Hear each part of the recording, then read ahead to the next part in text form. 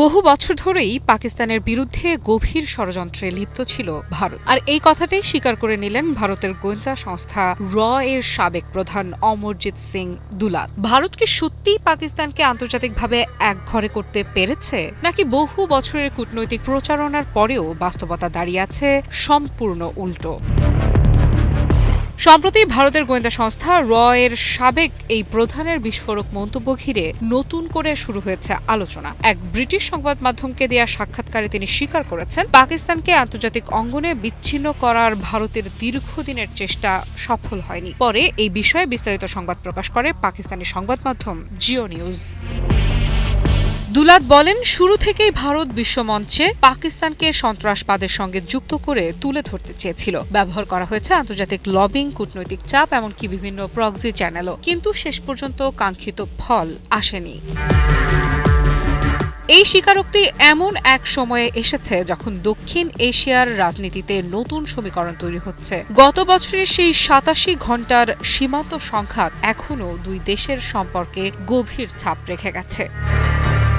পাকিস্তানের দাবি অনুযায়ী ওই সংঘাতে তারা ভারতের ৮টি যুদ্ধবিমান ভূপাতিত করে। এর মধ্যে ছিল ৪টি অত্যাধুনিক রাফাল জেট, একটি সুখোই 30, একটি মিগ-29, একটি মিরাজ 2000 এবং একটি ব্যয়বহুল মাল্টি রোল ড্রোন সিস্টেম। বিশ্বজুড়ে তখন প্রশ্ন উঠেছিল, দক্ষিণ এশিয়ায় সামরিক ভারসাম্য কি বদলে যাচ্ছে? অবশেষে ১০ মে যুক্তরাষ্ট্রের মধ্যস্থতায় যুদ্ধবিরতি হয়, কিন্তু এখানেই শেষ নয়। যুদ্ধের পর পাকিস্তান শুধু সামরিক নয়, কূটনৈতিকভাবেও নতুন ভূমিকায় সামনে আসে। সম্প্রতি যুক্তরাষ্ট্র ও ইরানের মধ্যে সামরিক উত্তেজনা কমাতে মধ্যস্থতাকারী হিসেবে কাজ করে ইসলামাবাদ। পাকিস্তানের উদ্যোগেই প্রথমে ১৪ দিনের নাজুক যুদ্ধবিরতি হয়, পরে যা আরও বাড়ানো হয়। বিশ্লেষকদের মতে এই ঘটনায় আন্তর্জাতিক অঙ্গনে পাকিস্তানের অবস্থানকে নতুন উচ্চতায় নিয়ে যায়। সাবেক র প্রধান দুলাত আরও বলেন, ভারতে দীর্ঘদিন ধরে একটি ধারণা ছিল একদিন পাকিস্তান ভেঙে পড়বে, কিন্তু তার ভাষায় পাকিস্তান কখনো ভেঙে যাবে না, বরং বর্তমান পরিস্থিতিতে ভারত নিজেই ক্রমশ কূটনৈতিক চাপ ও রাজনৈতিক বিচ্ছিন্নতার মুখে পড়ছে বলে মন্তব্য করেন তিনি। সবচেয়ে আলোচিত অংশ আসে পাকিস্তানের সেনাপ্রধান ফিল্ড মার্শাল আসিম মুনিরকে নিয়ে। দুলাত দাবি করেন, আন্তর্জাতিক অঙ্গনে আসিম মুনিরের গ্রহণযোগ্যতা দ্রুত বাড়ছে, এমনকি মার্কিন প্রেসিডেন্টও নাকি তাকে নিজের ফেভারিট ফিল্ড মার্শাল বলে উল্লেখ করেছেন।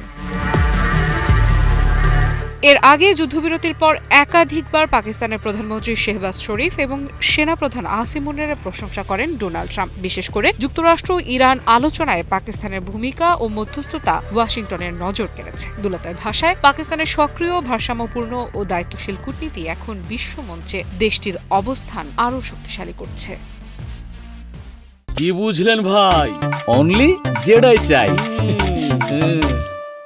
আর কাশ্মীর প্রসঙ্গে তিনি বলেন, আলোচনার আড়ালে সবচেয়ে কম দৃশ্যমান বিষয় হলো সেখানকার মানুষের অস্থিরতা, অনিশ্চয়তা এবং বঞ্চনার অনুভূতি। দক্ষিণ এশিয়ার ক্ষমতার সমীকরণ কি তাহলে ধীরে ধীরে বদলে যাচ্ছে? আর পাকিস্তান কি সত্যি নতুন এক কূটনৈতিক শক্তি হিসেবে উঠে আসছে? বাস্তবতার ইঙ্গিত সেদিকেই।